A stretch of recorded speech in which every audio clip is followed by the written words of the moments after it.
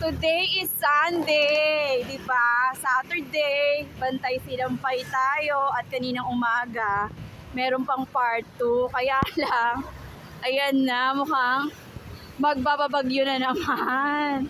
Blended learning na naman to, stressful na naman sa signal. Tapos alam mo yung marami pang mga katoksikan ang kalangitan. Sa totoo lang, dapat marunong tayo makipagsimpatya. Kapag naman ganitong dumaranas ang Kalakang Maynila ng pagsubok, no?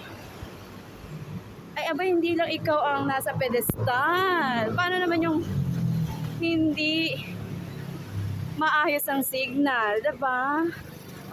Mag-toxic.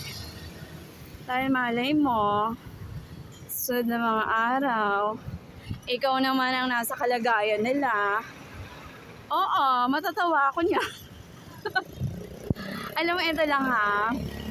Wala pa ako nakita na tao na maganda ang naging kalusugan kapag masyado kang madamot sa kapwa. Yung mga pagdadamot na hindi naman sa yung pera yun eh.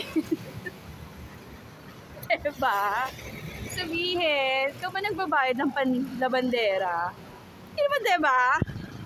Hindi naman ikaw nagbabayad ng sotobero. Hindi mo naman pera. So, yun na. Correct the dot.